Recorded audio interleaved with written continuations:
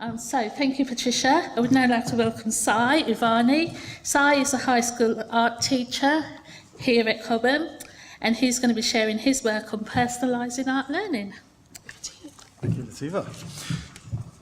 I'd just like to ask our guests that have joined us, is there anyone here who is actually involved in teaching art or is interested in that? No? Okay, all right, just checking. Good. Okay, I'm Cy Iravani. I'm head of art here at the Cobham campus, and I'm going to tell you a bit about my CIM project. I am going to read off my presentation because I'm very conscious that we have to keep to the time, and otherwise I might stray and perhaps take a little bit longer.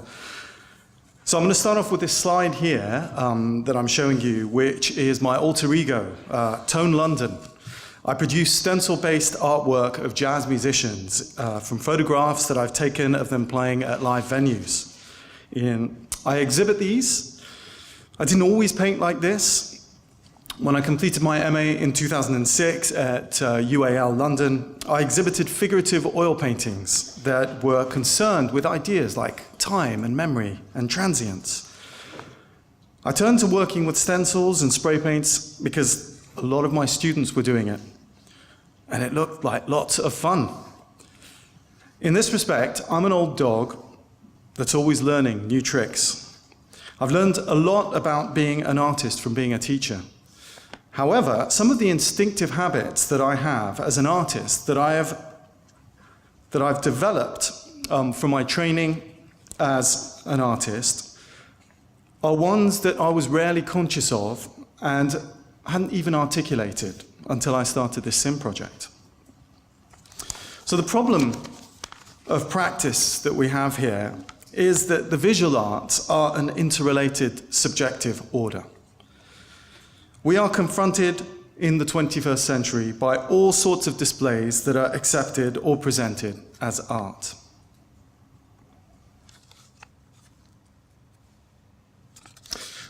So, take this image of an artwork that I saw at the Tate in 2016. This is by the Turner Prize nominee Anthea Turner. And when I saw this back then, my wife and I were confronted by a giant sculpture that appeared to show a golden male figure clasping their buttocks. Why? What is it about this large-scale provocation that is trying to say something about the human condition? Is it saying something about beauty, about materials, about process? We live in an age now where many people will see an artwork like this and simply accept it as art because it's in a gallery or a museum. We might question the how and why. We might ask whether or not this is art. We might express pleasure or disgust, but we accept that there's a subject order here and that somehow we accept that it's art because someone somewhere has decided that this has cultural and artistic value. Now, if we want as teachers to be able to help our students navigate through the challenges of appreciating contemporary art, how do we prepare them to see the value of the art of the now? What do we need to teach them so that they can see art as a relative part of their future, of their education? And what significance might this have? Now, previously, in the last century, at the end of the last century, in fact, in the twilight of modernism, we relied on elderly white men, scholars such as Kenneth Clark here, who could explain, seemingly off the top of his head, in that documentary, the wonderful documentary Civilization that was on the BBC, and be an authority. But now, in the 21st century, who are those authoritative voices? Who are the guides? Do we find them on YouTube? Do we find them on Instagram? Do we find them in cultural hubs such as the Arts Council? Is it the Tate Galleries that define for us what art is, or Charles Saatchi? Some of these broader issues prompted my application to engage in the CIM project last year. More specifically, here at the Cobham campus, we were updating our arts curriculum, our visual arts curriculum in particular. And in a time when cuts in art education bite deeply, and the perception that educating students in the arts is somehow considered optional was something that concerned me. So I started to look to see how a research project like this could help my colleagues and I to find secure ground to make some sweeping changes in the way that we deliver the arts here at ACS. My colleague in the middle school, Marjorie Williams, had already done some investigations, explored approaches in choice-based learning and project-based learning with her middle school curriculum and standards-based learning that they had just been introducing. This had raised some challenges about managing classrooms where a variety of students might be working with all sorts of different processes and media. What we saw was that much of the published literature and the workshops that were going on, that were promoting these ideas, were often directed at much younger students. So therefore, we had an opportunity to define what personalized learning meant as part of the art curriculum in the high school with an older group of kids, and use this subject area to encourage students to see value in the creative contexts that this subject offers.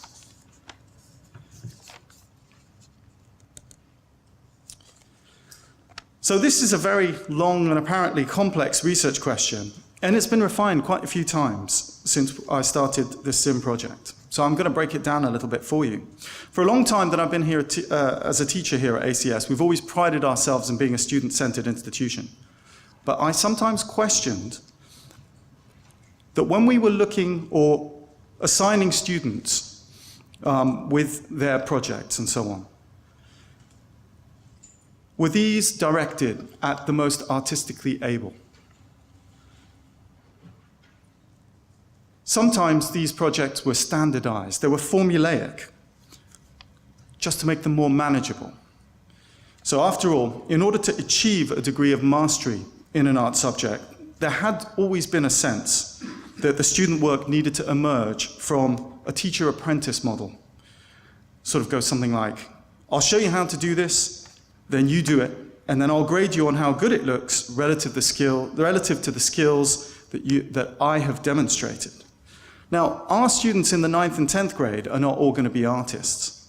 The numbers of our students undertaking the IB and the AP exams attest to this, and the numbers going on to study the arts at university or at higher education are even lower. So how are we to meet the needs of the majority of those 9th and 10th graders? Surely arts education is one of the best ways in which to satisfy the key competencies of the 21st century learners, the 4 C's of creativity, critical thinking, communication, and collaboration. Would it not make sense to try and use this as a context, the context of an art curriculum, to help these 9th and 10th graders become more familiar with these 4 key competencies? So we commissioned a literature review to help to shape our research and give us greater clarity to our scrutiny of the recent conventional wisdom and practices in art education and training. It was in the 1980s and 90s that art instruction was translated into a series of standards and criteria that defined specific cultural skill acquisition that marked the transition of learning. Whilst providing a framework to investigate and navigate the somewhat problematic issues of subjectivity in the arts, it was criticized for being aesthetically inflexible. Sometimes it had little value in being able to make sense of the new forms of art that were emerging, such as lens-based work, performance-based work, and installations. It was ignorant of social contexts. And at the turn of the new millennium, there was a renewed interest in a focus on creativity.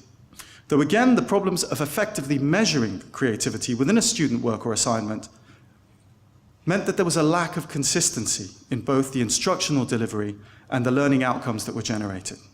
The literature review is available at the back for all to read, so I'm not going to dwell on it any further, but I will refer back to it in my conclusion. So at this point, I'd like to thank Ben and Latifa for their help in guiding me with the research process. We spent quite a few sessions discussing how best to execute this research project, that was evolving over time. And it was very much a collaborative process, and I'd like to thank them for their support. So we were able to redefine the scope of the research question. This led us to frame the question through the lens of the habits of mind of creative engagement. a series of habits developed by artist teacher Eric Booth, who identified 20 habits that he had articulated over time that were considered to be a starting point for teachers to reflect on their teaching goals rather than a series of commandments, so to speak. In August, I was joined by a new member of the department, Julie Lafrance.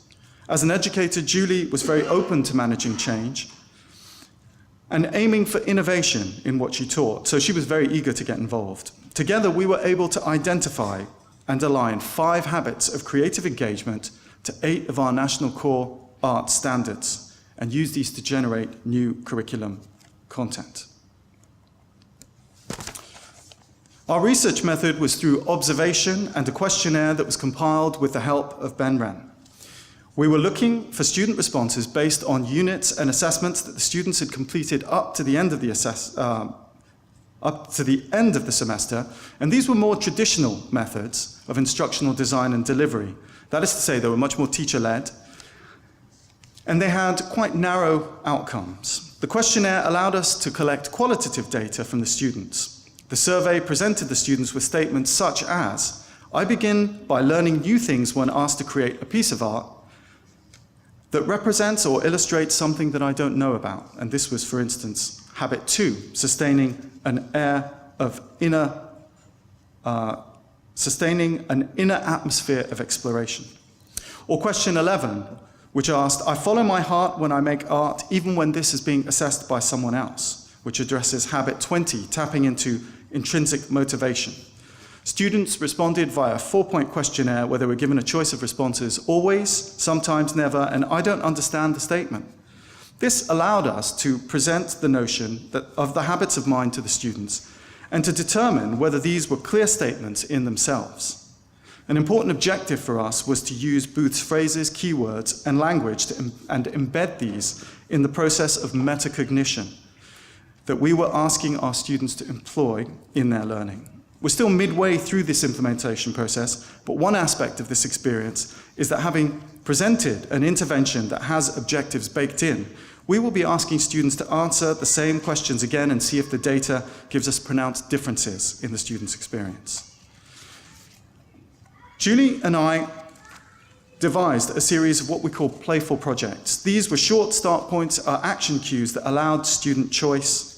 They gave the students simple but clear statements that could be interpreted as an investigation of process or materials, an opportunity to generate ideas, and brainstorm solutions to given problems that could be translated to different creative contexts, to select a task that would allow them to explore their own intrinsic motivations. And all of these were often assessed against rubrics that put the emphasis on a learning journey and how this could be captured rather than a series of products.